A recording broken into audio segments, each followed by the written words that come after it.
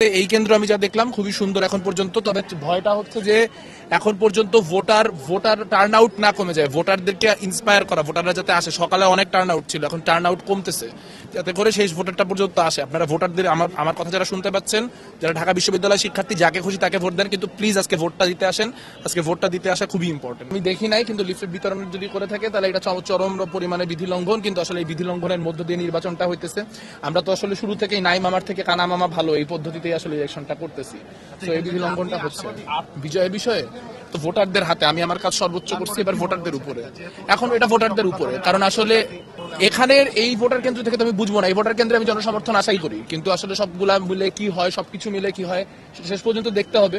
তবে যেই সারা রেসপন্স মানুষের কাছ থেকে পাচ্ছি, তাতে আসলে ইতিমধ্যে খুব আবেগাপন্ন লাগতেছে।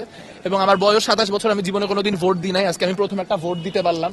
ভোটটা কাস্ট করার পর আমার কাছে মনে হইতেছে যে আমি এমনি জিতে গেছি, মানে ভোটের ফলাফল যাই হোক না কেন। আমি খুবই খুশি। Thank you. দেখেন, আমি এখন একটু আগে এখানে আসছি, তো আমি কোনো পার্টিকুলার অভিযোগ বিষয়ে স্পেসিফিক কোনো কিছু বলতে পারবো না, কারণ আমাদের লোকজন সারা ক্যাম্পাসে ছড়ানো ছিটানো।